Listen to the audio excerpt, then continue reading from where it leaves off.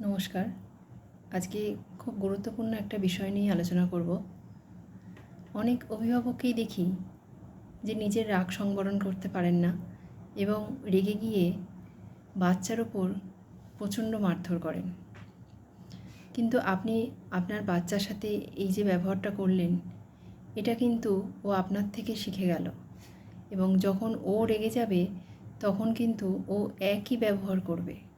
সেটা কখনো অন্যর সঙ্গেও হতে পারে, আবার এই ব্যবহারটা কখনো কিন্তু আপনার ওপরও হতে পারে। এবং অনেক সময় এও আমরা দেখি যে রেগে গিয়ে অনেক প্যারেন্টস বাচ্চাদেরকে খুব খারাপ ভাষায় কথাও বলেন। কিন্তু এই যে ব্যবহারগুলো আপনারা আপনার বাচ্চার সাথে করছেন, এইগুলো কিন্তু ওরা কিন্তু আপনার কাছ থেকে শিখে যাচ্ছে এবং ভবিষ্যতে এই ব্যবহারগুলো কিন্তু আপনারাই ফিরে পাবেন। তাই চেষ্টা করুন রাগটা সংবরণ করার এবং রেগে গিয়ে বাচ্চাদের ওপর এই ব্যবহারগুলো না করার। আপনি যদি আপনার রাগ কমাতে চান তাহলে কিছু টিপস দিচ্ছি, সেগুলো একটু মেনে চলার চেষ্টা করুন। দেখবেন আপনার রাগ অনেক কমে যাবে। যেমন নিয়মিত মেডিটেশন করুন। মেডিটেশন করলে যেমন শরীরের উপকার হয়, তেমনি রাগ অনেক নিয়ন্ত্রণ হয়। দ্বিতীয়ত, প্রতিদিন এক্সারসাইজ করুন।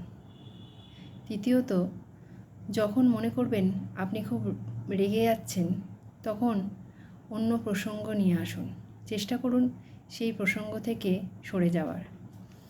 চতুর্থত, এতেও যদি রাগ না কমাতে পারেন, যখন রেগে যাবেন তখন সেই জায়গা পরিবর্তন করুন, সেখানে না থাকার চেষ্টা করুন, সেখান থেকে দূরে কোথাও চলে যান। দেখবেন আপনার রাগ কিছুক্ষণের মধ্যে কমে যাচ্ছে। এবং এরপর যেটা বলবো, সেই সময় যখন আপনি রেগে যাচ্ছেন তখন আপনার প্রিয় কোনো গান শুনুন, দেখবেন আপনার রাগ অনেক কমে যাবে। তাহলে বাচ্চার সুন্দর ভবিষ্যৎ তৈরি করতে গেলে আমাদের অভিভাবকদের মধ্যেও কিছু সুন্দর অভ্যাস রাখতে হবে। তাহলে এইগুলো মেনে চলুন, দেখবেন আপনার রাগও কমে যাবে আর বাচ্চার ওপরেও কোনো খারাপ ব্যবহার আপনি করবেন না। নমস্কার।